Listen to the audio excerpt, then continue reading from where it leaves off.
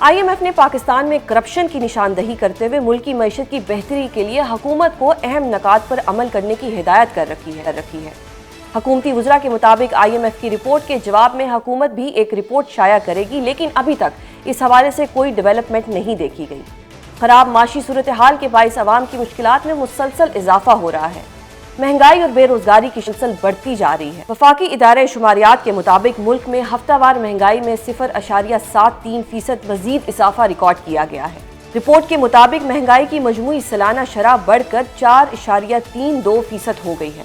एक हफ्ते में 14 अशिया की कीमतों में इजाफा हुआ है, जबकि मुल्क में इस वक्त 80 लाख अफराद बेरोजगार हैं। वफाकी इदारे शुमारियात के मुताबिक मुल्क में बेरोजगारी की शरह बढ़कर 7.1% हो गई है, लेकिन दूसरी तरफ मरदमशुमारी के मुताबिक बेरोजगारी की शरह 22.5% है। महंगाई में इजाफा हो रहा है, बेरोजगारी बढ़ रही है। IMF मुल्क में करप्शन की निशानदही कर रहा है। नौजवान मुल्क छोड़ने पर मजबूर हैं, लेकिन वजीर खजाना मोहम्मद औरंगजेब ने आज भी मुआशी बेहतरी के दावे किए हैं। अल्हम्दुलिल्लाह एक्सपोर्ट्स जो हैं overall it's a good story कि 5% उसमें इंक्रीज हुआ। जो मैंने LSM ग्रोथ की बात की, ये 4% इंक्रीज हुआ। इसी दौरान पिछले साल 0.9% ये कंट्रैक्शन हुई। रेमिटेंसेस अल्हम्दुलिल्लाह are moving from strength to strength. पिछले साल $38 बिलियन ये हुए, which was a big uptick from the year before that, और इंशाल्लाह at a minimum this year we will cross $41 billion. Pakistan की मुआशी सूरत हाल पर बात करेंगे। हमारे साथ मौजूद है माहिर मुआशी अमूर डॉक्टर खाकान नजीब।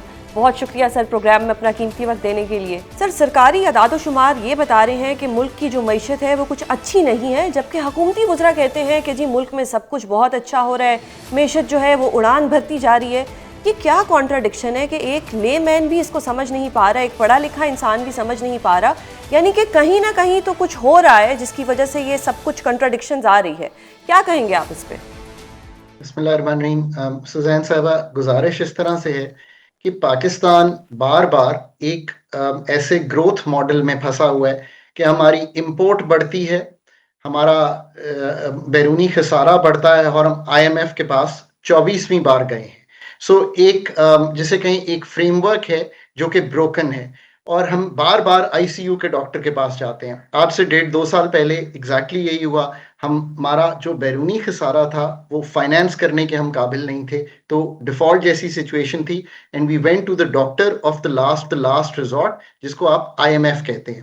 IMF जो है वो इस तरह का डॉक्टर है कि वो आपको ICU का एक ट्रीटमेंट देता है, जिसका मतलब ये है कि रिवाइव करता है इकोनॉमी को। उस रिवाइवल का मतलब ये नहीं है कि इकोनॉमिक ग्रोथ शुरू हो जाती है, या स्ट्रक्चर्स ठीक हो जाते हैं, या इंस्टीट्यूशनल रिफॉर्म हो जाता है, या गवर्नेंस ठीक हो जाती है। सो लेट्स बी क्लियर, जो तहकीक बताती है वो ये है कि वो ICU का डॉक्टर आपकी अफराते ज़र जो 29, 23, 12% पिछले 3 साल में बढ़ी, जो पिछला साल गुजरा वो 5% बढ़ी, कि कीमतें बढ़ी, अब भी कीमतें 4-5% से बढ़ रही हैं, पर जो बढ़ने की शरह है वो कम हो गई है। बैरूनी खसारा इकोनॉमी को स्लो करके संभल गया है। अंदरूनी खसारा बहुत से टैक्सेस लगाकर, यानी कि 54% तक मैन्युफैक्चरिंग पर टैक्स लगाकर, 38.5% तक आप पे और नॉन सैलरीड पे टैक्स लगाकर, और कुछ कोशिश करके कि real estate, retail, agriculture income tax, यानी कि हेवी डोज ऑफ टैक्सेशन से इकोनॉमी पे एक जो अंदरूनी खसारा है उसको संभाल लिया जाए। इसने आपको सुज़ैन वक्त दिया है और स्पेस दी है। अब IMF की जो आपने एक रिपोर्ट करवाई उनसे, तो उसने भी आपको ये बताया कि आपके जो स्ट्रक्चर, यानी कि energy in efficiency, over regulation, employment का ना क्रिएट होना, तो लेबर सर्वे आपका बता रहा है कि 7.1% आपकी अनएम्प्लॉयमेंट यानी कि बढ़ गई है 6.3% से। वो जो सारे अंडरलाइंग स्ट्रक्चर्स हैं इकोनॉमी के, वो वैसे ही हैं, और आपके पास एक टाइम और स्पेस आ गया कि इनको ठीक कर लें, तो आप इस स्टेबिलिटी को तब्दील कर सकते हैं इनटू सस्टेनेबल ग्रोथ। ये है आपकी इकोनॉमी। 78 साल में हम 24 बार ये काम कर चुके हैं, और हर दफा स्टेबलाइजेशन आती है, पर जो अंडरलाइंग स्ट्रक्चर नहीं तब्दील होते, and we are back to the IMF। सही। सर, ये थोड़ी सी बेरोजगारी पे मैं जानना चाहूँगी कि जो वफाकी इदारा है शुमारियात है, वो कहता है कि बेरोजगारी की शरह 7.1% है, जबकि दूसरी तरफ मरदमशुमारी कहती है कि बेरोजगारी की शरह 22.5% है। ये कन्फ्यूजन क्या है? यहाँ पे भी कॉन्ट्रडिक्शन आ रही है कि ये हमें कुछ आदादो शुमार का नहीं पता या दोनों की अलग अलग एक रिपोर्ट आ रही है, तो इसमें से हम किसको वैलिड समझें? जी देखिए, ये बात आपकी ठीक है कि अनएम्प्लॉयमेंट पीपीएस का जो लेबर फोर्स सर्वे है उसमें 7.1 है, और जो सेंसस बेस्ड फिगर है वो 22.5% है। ये मेजरमेंट मैटर्स, सो ये डिफरेंट मेथोडोलॉजी से ये कैप्चर हुई है, ये दोनों चीजें। और जो स्ट्रिक्ट डेफिनेशन है अनएम्प्लॉयमेंट की, ये सेंसस जो रिफ्लेक्ट कर रहा है वो ब्रॉडर अनएम्प्लॉयमेंट को रिफ्लेक्ट कर रहा है एंड जॉबलेसनेस को। और जो हिडन जॉबलेसनेस है, जैसे लेबर फोर्स में मूव कर रहे हैं लोग, बाहर जा रहे हैं, सो इसको एक रेकनसाइल करके, मैं हमेशा कहता हूं कि समझाने के लिए लोगों को एक आसान पर्चे पर लिखकर समझा दें कि इनमें जो डिफरेंस है उसकी क्या मेथोडोलॉजी है। और जब आप जैसे बहुत सी ब्रॉडर अनएम्प्लॉयमेंट को देखते हैं तो वाकई 22% लोग जो हैं वो नौकरी से बाहर है। सही सर। यही वो अभाम है जो ऐसे जन्म देते हैं डिससैटिस्फैक्शन को इन द पीपल। सही। सर, महंगाई भी हो रही है, आईएमएफ करप्शन की बात भी करती है, शुगर माफिया की बात भी होती है, यानी कि उस रिपोर्ट में एक पूरी चार्ट शीट है। और इस पे मेरे दो सवाल हैं कि एक तो हुकूमत ने उस चार्ट शीट का अभी तक जवाब नहीं दिया, और दूसरा ये कि इतनी निशानदही करने के बावजूद इस बात का तो हम वाज़ेह पता लगता है कि कुछ सही नहीं हो रहा। तो मुल्क में या मुल्क को इस स्टेज तक लाने में किसका हाथ है, और किसको जो हमारे लोग हैं वो जिम्मेदार कहें? क्योंकि ब्रेन ड्रेन भी हो रहा है, बेरोजगारी भी बढ़ रही है, क्राइम रेट भी बढ़ रहा है, तो क्या करें हम इस सूरत हाल में कि हम कहाँ पे जाएं? इतनी बेबसी तो कभी किसी को महसूस नहीं हुई जितनी अब महसूस हो रही है। So Suzanne, let's review the report. The report is under a framework जो 2018 में IMF ने डेवलप किया था, और तकरीबन आई थिंक 20-22 मुल्कों के साथ ये काम उन्होंने किया है। सब सहारन अफ्रीका में ज्यादा ये काम हुआ है global corruption and diagnostic report का। एक तो ये बात है। दूसरी बात ये है कि ये कोई ऐसी नई फाइंडिंग्स भी नहीं है, और ये एक हुकूमत पे, ये मैं बहुत इंपॉर्टेंट बात कर रहा हूं, ये कई दिहाइयों की जो हमारी कोताहियां हैं अपने घर को ना ठीक करने की, ये उसकी अक्कासी कर रही है। जिसका क्या मतलब है, अगर आप आज भी 80 अदारे स्टेट कंट्रोल में चलाएंगे और वो एक बहुत बड़ा नुकसान करेंगे और सब्सिडीज मांगेंगे आपसे, तो ये किसी एक टाइम पीरियड का कसूर नहीं है, ये कंसिस्टेंटली ओवर टाइम आपने प्राइवेटाइजेशन 20-22 साल में एक भी खातिर खा नहीं हुई। सो लेट्स से कि हम इसको समझें। इसी तरह वो रिपोर्ट अगर ये कहती है कि ओवर रेगुलेटेड इकोनॉमी है, आप कोई अपना जाती काम कराने जाएं, शनाख्ती कार्ड की अटेस्टेशन कराएं। सुजैन, ट्रस्ट मी, मैं दुनिया भर में काम करता हूं, किसी भी महजब मुल्क में अगर आप शनाख्ती कार्ड अपना लेके मेरे पास आ गई हैं तो मैं आपको ये नहीं कहूंगा कि जाएं अटेस्ट करा के लें। आपका शनाख्ती कार्ड है, नादरा ने बनाया हुआ है, उसकी मैं क्या अटेस्टेशन मांग रहा हूं? मैं एक मिसाल देता हूं आपको। इसी तरह एफिडेविट्स, SROs, hurdles. So आप अपने regulatory निजाम को, the number of inspectors that turn up, the number of levels that happens, वो ये कह रहे हैं कि ये ठीक नहीं है। ये कौन कह सकता है कि इसकी जो तंजीम नौ है वो नहीं होने वाली? अब ये कौन कह सकता है कि कोर्ट्स में केसेस अथॉरिटीज के अपने अरबों हजार अरब के फंसे हुए हैं, जिसमें हम डिलेज देखते हैं। जुडिशल निज़ाम में जो सुस्त रवि है और जो डिलेज हैं, ये सबको मालूम है, और उसको हम अगर ठीक करना है तो कई उस पर प्रोग्राम भी चल चुके हैं। एशियन डेवलपमेंट बैंक आता है, वर्ल्ड बैंक आता है, मल्टीलैटरल्स आती हैं, FBR पे कई प्रोग्राम चला चुके हैं, पर खड़े हुए वहीं पर हैं।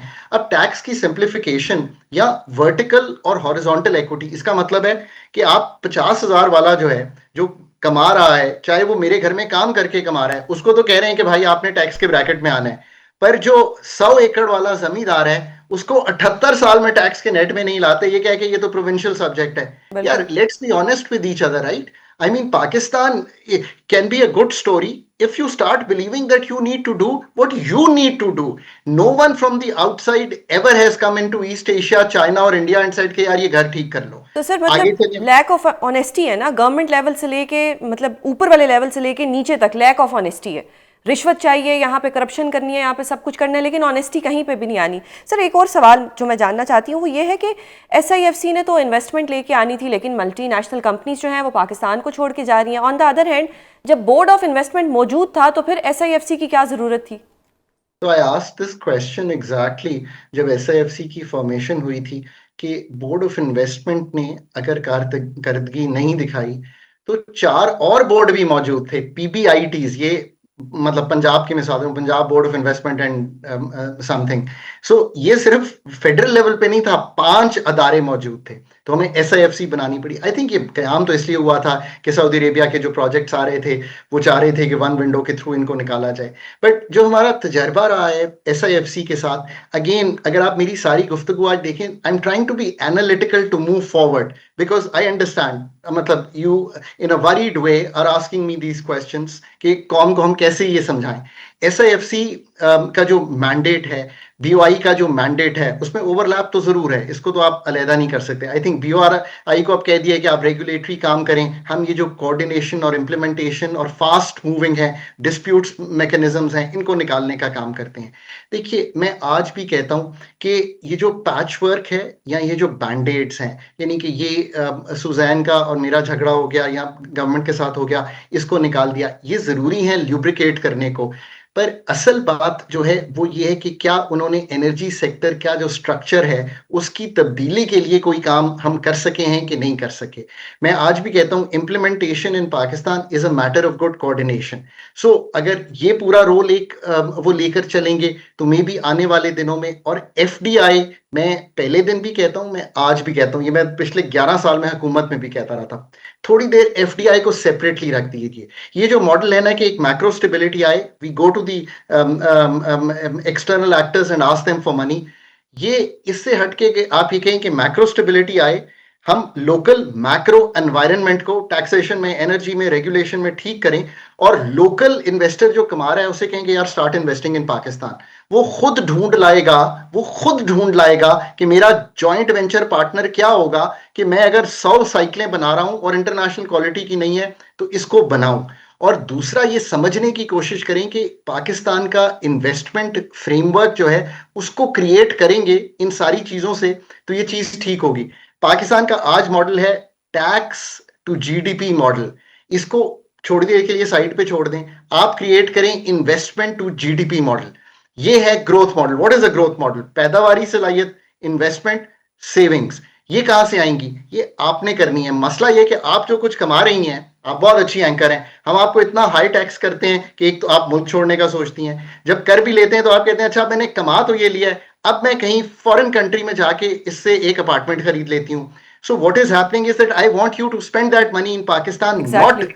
To buy property, not to Go buy to another sabun and country. but Exactly. and not go to another country, but spend it in setting up a factory जो जूती बनाए जो दुनिया में बिके। ये पूरा एक, फिर ये माने ना यार, अभी भी जो हमारा माइंडसेट ऑफ द एग्जीक्यूटिव है वो ग्रोथ ऑफ द इकोनॉमी का नहीं है, वो इंस्ट्रूमेंट्स बनाने का नहीं है, वो अभी भी ऐसा है जिसमें रेड टेपिज्म ज्यादा है।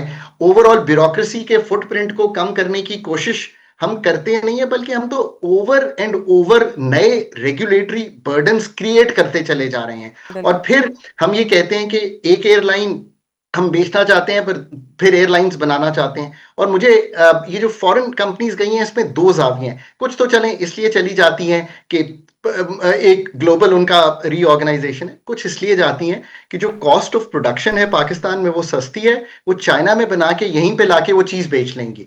Now that should be wall of worry for the people. ये जो वक्त है सुजैन और जो स्पेस है जो हमें आईएमएफ की एंगेजमेंट से और दुनिया के साथ अच्छी इकोनॉमिक डिप्लोमेसी करके 10 मई का वाकया जीत कर मिली है, इसको जाया नहीं किया जा सकता। इतनी बड़ी यूथ है जिसको इन्वॉल्व करना है, इतना बड़ा एग्रीकल्चर है जिसकी पैदावारी सलाहियत ठीक करनी है, इतना बड़ा सर्विस सेक्टर है जो क्रिएट होना है पूरा। बट ये माइनर सर्जरी से भी नहीं ठीक होगा। अब ये माइनर सर्जरीज भी नहीं कर रहे, हम तो कोशिश करें कि विद इन द फ्रेमवर्क किसी तरह इसको ठीक कर लें। और वक्त, I think the most important part is the following, you have now a 2-year framework to do all this.